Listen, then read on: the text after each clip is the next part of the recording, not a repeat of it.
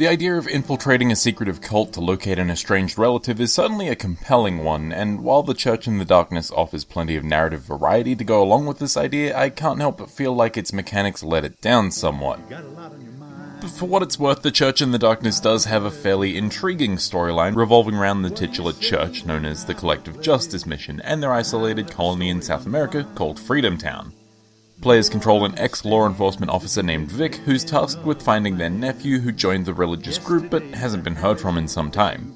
The story unfolds through updates and announcements over the colony's loudspeaker system, through conversations with a small number of members, and a good variety of collectible notes, but there's not a lot that's really going to subvert your expectations.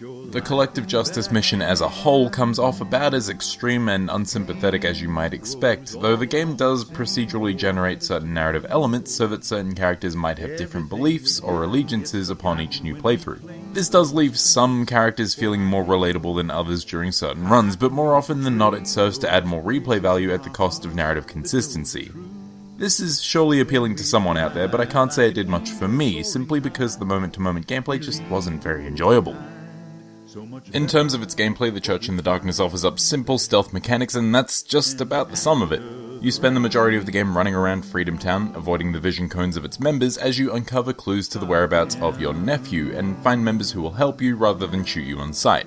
Now, you have some simple items that you can make use of, such as rocks, alarm clocks, and radios that can be used as distractions, and simple disguises that make enemy cones of vision less threatening, but at the end of the day, these mechanics just aren't all that captivating. Luring guards away from a narrow entry with a thrown rock and then darting past them might be exciting the first time you pull it off, but it gets old very fast. Making matters worse is the fact that most members of the Collective Justice Mission are super easy to outrun, with the only negative repercussion being that an alarm will be raised and guards will be a bit more mobile during their watch. There are some basic conversation and shooting elements to be found, but they're not overly exciting either. The shooting controls are pretty standard twin-stick fare with a pretty generous aim assist, and the guns work about as you'd expect them to. That said, killing folks is frowned upon and will affect how you're treated if you're found and subdued. You might be caught and captured, allowing you to break out and continue your investigation if you proceed without killing anyone, but the same might not be true if you willingly kill multiple church members. The talking elements of the game are similarly fairly straightforward.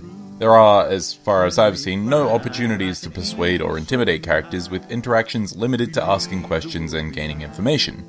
I think this is where The Church in the Darkness falls shortest, as infiltration shouldn't strictly limit you to sneaking around and knocking guards out from behind. It feels like you should be able to pretend that you're a part of the cult, or intimidate people into backing off or something, but you can't, and the mechanical side of the game just feels so lacking because of this.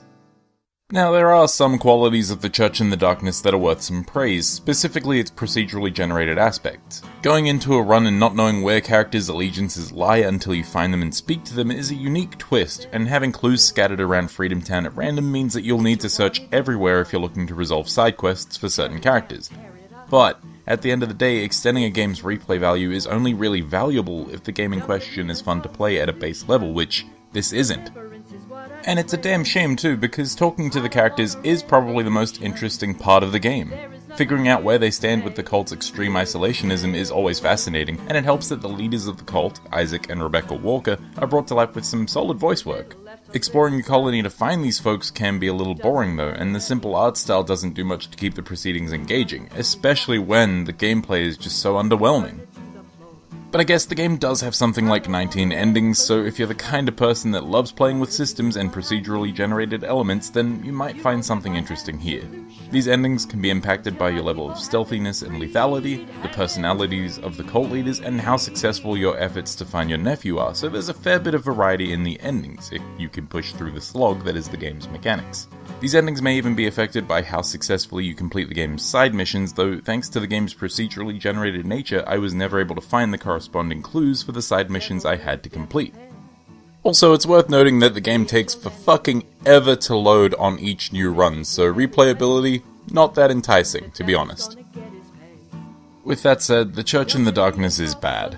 It plays with some super cool procedurally generated narrative elements, but this inconsistency in its characters does tend to hamper the overall narrative of The Church in the Shadows. Having extensive replay value in the form of 19 different endings is nothing to scoff at, but the value of that is diminished by the gameplay that's just kind of boring.